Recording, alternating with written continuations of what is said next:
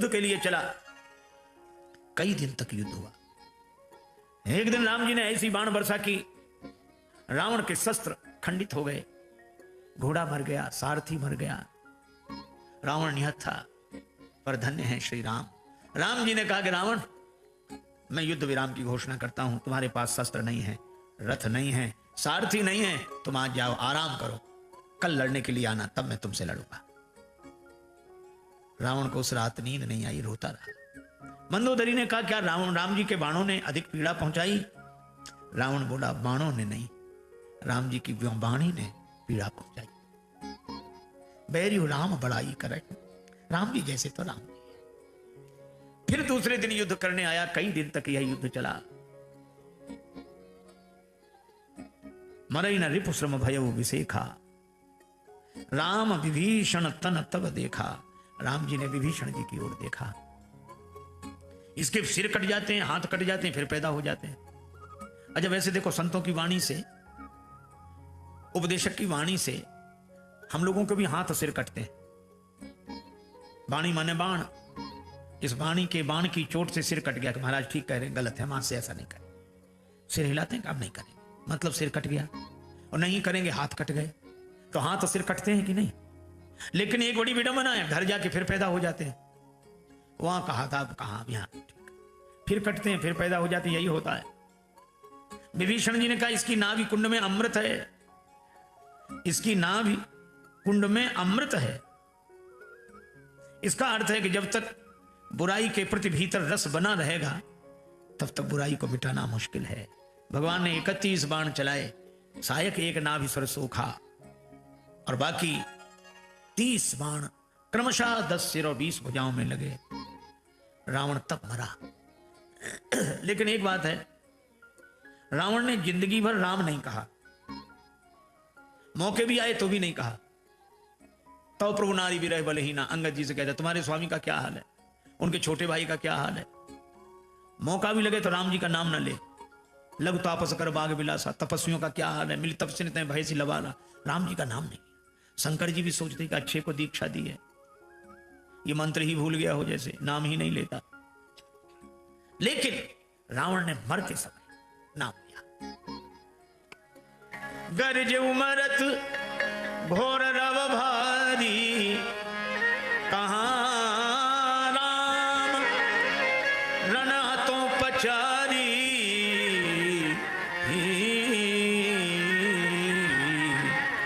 राम कहां है, मैं उनको युद्ध में जीतूंगा। कहां राम? शंकर जी प्रसन्न हुए कि चलो, चेला ने दीक्षा सफल कर दी, आखिरी में नाम तो ले लिया। रावण से किसी ने कहा कि तुमने जिंदगी में नाम क्यों नहीं लिया? रावण बोला, आदत से मजबूर था, बुरे काम छूटते नहीं थे, तो मैंने कहा कि राम जी का नाम लेकर तो बुरे काम न करूं। लेकिन अब बुरे काम करने की कोई बात नहीं रह गई, अब राम जी का नाम लेकर पार हो जाऊंगा। और रावण की सदगति हुई। कई बार लोग क्या कहते हैं, इनके यहां ऐसा ही है सब। ऐसा, अरे ये कहते हैं कि जिंदगी भर चाहे जो करो, अंत में राम कह लो, उसमें ही कल्याण हो जाता। बोले ये तो बेकार की बातें हैं, मन को लुभाने की बातें हैं, इसमें कोई सार नहीं। जिंदगी भर पाप करो, आखिरी में नाम लेने से क्या हो जाएगा, पार हो जाएगा। तार्किक लोग ऐसा कहते हैं। पर मैं उनसे निवेदन करता हूं कि यह 100% सत्य है कि जिंदगी भर न करे कुछ, अंत में राम कह ले तो पार हो जाएगा। कैसे? हमने कहा ऐसे जैसे साल भर विद्यार्थी ना पढ़े और परीक्षा में बगल वाले की नकल करके सही लिख दे तो पास माना जाएगा, फेल नहीं। इसी तरह कोई जिंदगी भर कुछ न करे पर अंत में अगर राम कह दे तो वह भी पार हो जाता है। राम नाम की बड़ी महिमा है, राम नाम लेना ही चाहिए। राम सकल नाम नते अधिका। एक सज्जन बोले, नाम लेने तो ठीक, पर मन न लगे तो क्या फायदा? मन तो लगता नहीं, राम राम राम राम करते रहते, मन लगता नहीं। मन, कई बेचारे नाम लेने वाले कहते, महाराज मन नहीं लगता तो क्या फायदा होगा नाम लेने से। हमने कहा कि तुम रेलगाड़ी से पोरबंदर से अहमदाबाद जा रहे हो, हा? और रेलगाड़ी में बैठ तो गए, मन नहीं लग रहा है, तो रेलगाड़ी में मन न लगे तो क्या रेलगाड़ी अहमदाबाद नहीं पहुंचाएगी? बोले वो तो पहुंचाएगी, उसका काम है। हमने कहा जब रेलगाड़ी मन लगाने की अपेक्षा नहीं रखती तो क्या भगवान का नाम मन लगाने की अपेक्षा रखेगा? मन लगे या न लगे पर भगवान का नाम आपको भगवत धाम तक पहुंचाएगा। भाय कुभाय अनख आलस हो, नाम जपत मंगलति सिद्ध सहो। भगवान विभीषण जी से कहते हैं इसका अंतिम संस्कार करो। भगवान ने विभीषण जी से कहा कि देह अंत होने के साथ साथ बैर का भी अंत हो जाना चाहिए। अब तो ये जैसे तुम्हारा बड़ा भाई है वैसे मेरा बड़ा भाई है। रावण का अंतिम संस्कार हुआ। मंदोदरी प्रभु के पास डोली में बैठकर सोच रही है कि मैंने कितना समझाया, नहीं माना रावण। अब मैं राम जी के सामने जा रही हूं, पता नहीं क्या कहेंगे, वो बुरा भला कहेंगे, सुनूंगी। राम जी विभीषण जी से पूछते डोली किसकी आ रही है? लगता है कि राजरानी मंदोदरी आ रही है। डोली जैसी पास आके रुकी, भगवान राम उठकर खड़े हो गए। डोली का पर्दा हटा, मंदोदरी ने देखा श्री राम हाथ जोड़े सिर झुकाए खड़े हैं और कहते हैं मैं माता मंदोदरी को प्रणाम करता हूं, मैं माता मंदोदरी को प्रणाम करता हूं। मंदोदरी के मुख से निकला धन्यो राम त्वया जननी, धन्यो राम त्वया पिता। राम तुम्हारी माता धन्य है, राम तुम्हारे पिता धन्य है, तुम जैसे तो तुम ही हो। विभीषण को राज्य पद पर बिठाया। श्री जानकी जी को हनुमान जी ने समाचार दिया रावण पर विजय श्री प्राप्त कर ली गई है। हनुमान तुमने इतनी सुंदर खबर सुनाई, तुम्हें क्या दूं? मां के पास तो आशीर्वाद होता है, मैं आशीर्वाद देती हूं। सुनो सुत सद्गुण सकल तव हृदय बसहि हनुमंत, सानुकूल कौशलपति राही समेत अनंत। आशीर्वाद दिया।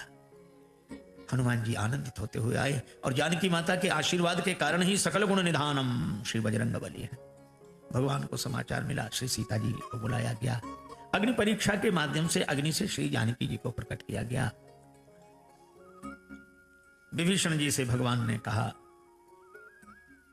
इन बंदरों को संतुष्ट करने के लिए इन पर विमान में चढ़कर वस्त्र वर्षाओ। वस्त्र आभूषणों की वर्षा की। पहरी पहरी रघुपति वहां आए।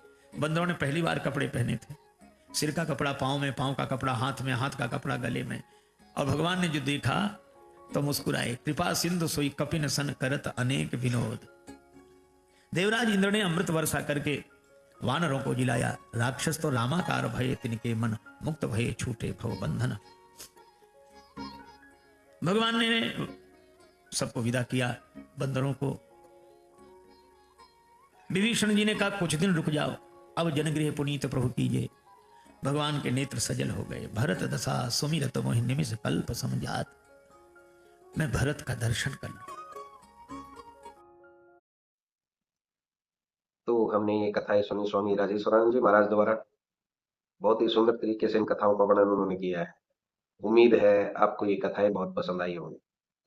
अगर आपको ये कथाएं पसंद आई हैं तो चैनल को सब्सक्राइब कीजिए, वीडियो को लाइक और शेयर कीजिए, ताकि इस तरह की प्रेरक और हास्य कथाएं हम आपके लिए लेकर आते रहें। आपका बहुत बहुत धन्यवाद।